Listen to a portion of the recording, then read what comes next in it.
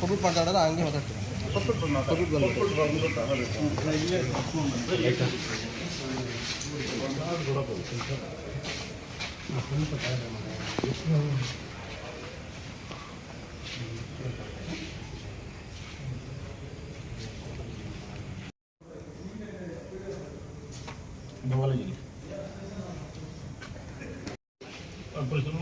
ಮಂಜು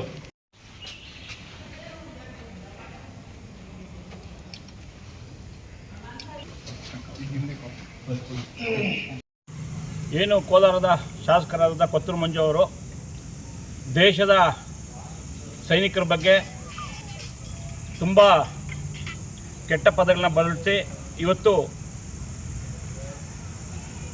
ಭಾರತ ಒಂದೇ ಅಲ್ಲ ಇಡೀ ಪ್ರಪಂಚ ಇವತ್ತು ಏನು ಪಾಕಿಸ್ತಾನದ ಮೇಲೆ ದಾಳಿ ಮಾಡಿದ ಭಾರತದ ಸೈನಿಕರನ್ನು ಮುಕ್ತ ಕಂಠದಿಂದ ಹೊಗಳ್ತಾ ಇರಬೇಕಂದ್ರೆ ಏನು ನಮ್ಮ 26 ಜನರನ್ನು ಹೇಯವಾಗಿ ಕೊಂದು ಭಯೋತ್ಪಾದಕರು ಅವರ ವಿರುದ್ಧ ಭಾರತೀಯ ಸೇನೆ ಕೈಗೊಂಡ ಅಪ್ರತಿಮ ದಾಳಿಗೆ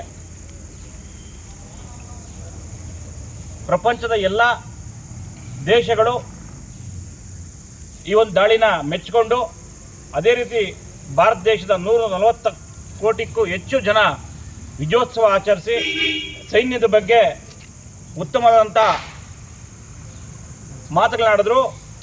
ಏನಿದು ಆಪರೇಷನ್ ಸಿಂಧೂರು ಮಾಡಿದ್ರು, ಅದ್ರ ಬಗ್ಗೆ ಪೂಜೆಗಳು ವಿಜಯೋತ್ಸವಗಳೆಲ್ಲ ಆಯಿತು.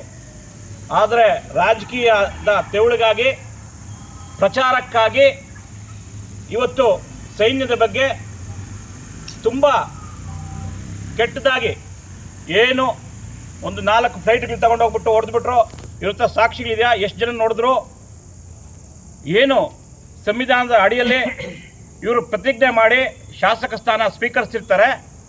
ಅವ್ರು ಮಾತಾಡುವಾಗೆ ಭಾರತದ ಸಾರ್ವಭೌಮತ್ವಕ್ಕೆ ಧಕ್ಕೆ ಆಗಿದ್ದ ರೀತಿ ನಾನು ನಡ್ಕೊತೀನಿ ಅಂತ ಒಂದು ಪದ ಬಳಸ್ತಾರೆ.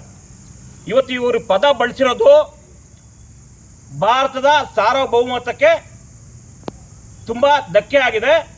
ಇವರೊಬ್ಬ ಪಾಕಿಸ್ತಾನದ ಏಜೆಂಟ್ ಥರ, ಇವರೇನೋ ಪಾಕಿಸ್ತಾನದಲ್ಲಿ ಗೂಢಚಾರ್ಯ ಮಾಡಿದ್ದಾರ ಥರ, ಪಾಕಿಸ್ತಾನದಲ್ಲಿ ಇವ್ರಿಗೆ ಮಾಹಿತಿ ಕೊಟ್ಟಿರೋ ಥರ, ಪಾಕಿಸ್ತಾನದಲ್ಲಿ ಏನೂ ಆಗೇ ಇಲ್ಲ ಅಂತ ಮಾಹಿತಿ ಇದೆ. ಆ ಕಾರಣಕ್ಕೆ ಇವ್ರನ್ನ ಈ ಕೂಡಲೇ ಬಂಧಿಸಬೇಕು, ಕೇಸ್ ಹಾಕಬೇಕು, ಬಂಧಿಸಬೇಕು, ಮತ್ತು ಇವ್ರ ಮೇಲೆ ಎಂಕ್ವೈರಿ ಹಾಕಬೇಕು. ಯಾಕಂದರೆ ಇವರು ಯಾವಾಗೂ ಗೊತ್ತಲ್ಲ ನಿಮಗೆ, ಕೋಲಾರಕ್ಕೆ ನೆಂಟ್ರಿ ಇವರು. ಯಾಕಂದರೆ 15 ದಿವಸಕ್ಕೆ ತಿಂಗಳಿಗೊಂದ್ಸತಿ ಬರೋಂಥ ನೆಂಟ್ರಿ ಇವರು. ಯಾಕಂದರೆ ಇವರೆಲ್ಲ ವಿದೇಶಿ ಪ್ರವಾಸನೇ ಜಾಸ್ತಿ ಇರೋದು. ನೀವು ಅವರೇ ಹೇಳ್ತಾರಲ್ಲ, ನಾನು ಕೋಲಾರದಲ್ಲಿ ಕಡಿಮೆ ಇರ್ತೀನಿ ಅಂತ. ಆ ಕಾರಣಕ್ಕೆ ಮಂಜು ಅವರೇ, ಕೊತ್ತೂರು ಮಂಜುನಾಥವರೇ, ನೀವು ಆಕಸ್ಮಿಕ MLA ಆಗಿರೋದಿಲ್ಲ, ಆಕಸ್ಮಿಕವಾದಂಥ MLA. ಈಗಾಗಲೇ ನೀವು ಜಾತಿ ಹೆಸರಲ್ಲಿ ಮೋಸ ಮಾಡಿರೋದ ಮೇಲೆ ನಿಮ್ಮಲ್ಲೊಂದು ಕೇಸ್ ಆಗಿದೆ. ಈ ಕೂಡಲೇ ನಿಮ್ಮ ಸರ್ಕಾರ ಇರೋದಕ್ಕೆ ನಿಮ್ಮನ್ನು ಬಚಾವ್ ಮಾಡಿದ್ದಾರೆ. ಈ ಕೂಡಲೇ ಸೈನಿಕರಿಗೆ ಜನಗಳನ್ನ ನೀವು ಕ್ಷಮೆ ಕೇಳಬೇಕು, ನಿಮ್ಮ ಶಾಸಕ ಸ್ಥಾನಕ್ಕೆ ರಾಜೀನಾಮೆ ನೀಡಬೇಕು.